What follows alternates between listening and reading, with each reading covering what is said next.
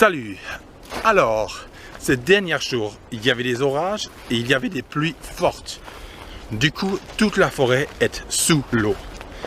Je ne peux pas traverser en fait la forêt parce que tous les chemins sont sous l'eau.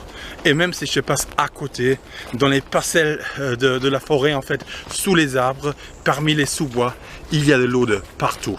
C'est vraiment compliqué pour traverser cette forêt aujourd'hui parce qu'il y a un lac artificiel partout, sous les arbres et sur les chemins. Et du coup aujourd'hui, on va quand même essayer de traverser cette forêt par les petits chemins qui sont peut-être pas encore sous l'eau. On va voir tout ça.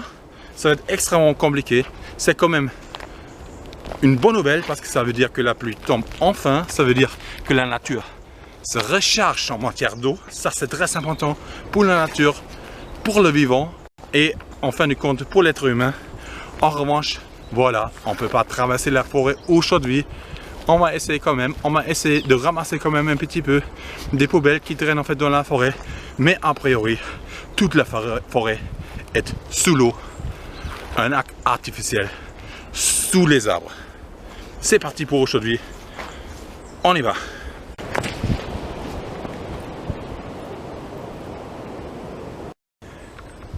Ah oui, ici aussi, il y a des inondations en fait. Du coup, ça va être compliqué pour traverser. On va voir quand même si on peut passer sur la gauche en fait de l'arbre.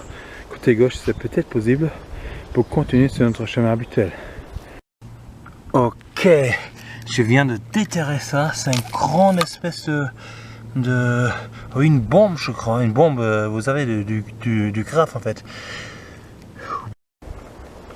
Ok, là j'ai pris un autre chemin parce qu'il y a de l'eau de partout. Pareil, il y a de l'eau, c'est énorme. Bah, je peux traverser parce que je vais passer côté droite en fait de l'eau. Mais regardez, là derrière, dans les arbres en fait, il y a de l'eau partout, partout.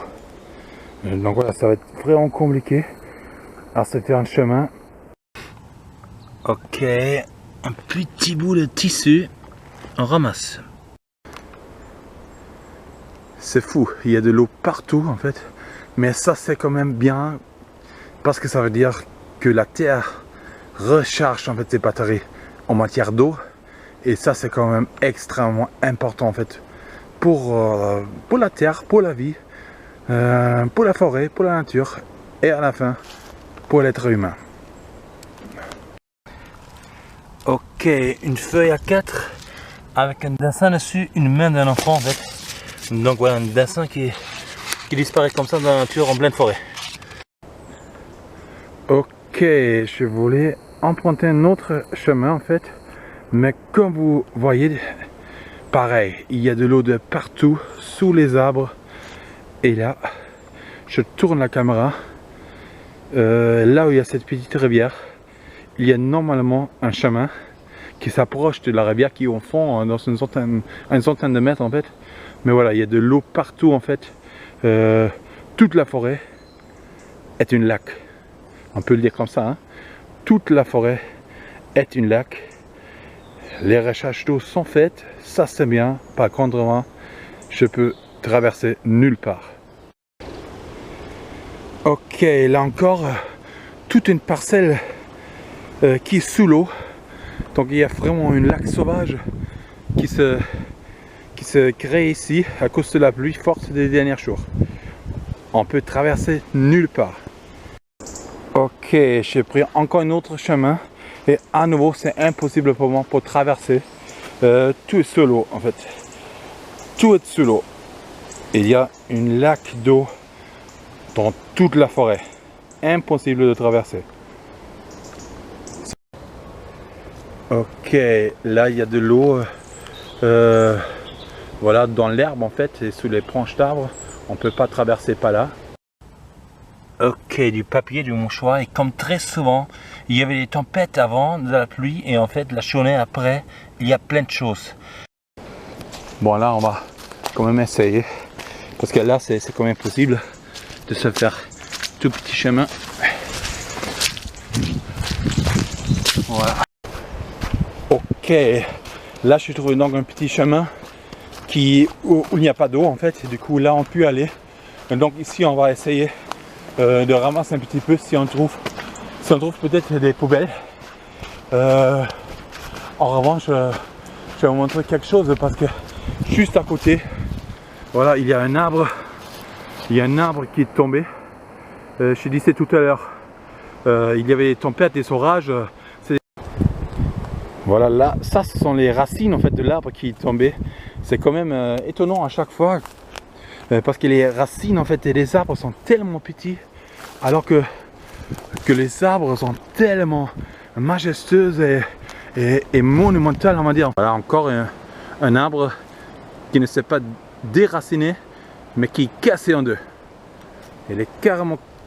Cet arbre là est carrément cassé en deux et du coup voilà, elle est tombée aussi. Ah oui, je n'avais pas vu encore une arbre en fait, des magnifiques racines. Et en fait l'arbre est couché par ici, totalement camouflé en fait. Voilà, encore une arbre qui est tombé pendant la tempête. Ok, là il y a des inondations sur mon chemin. Du coup je suis obligé de faire demi-tour et de prendre un autre chemin, espérant qu'il n'y a pas d'inondation sur l'autre chemin en fait, parce que sinon ça va être compliqué pour moi pour retourner.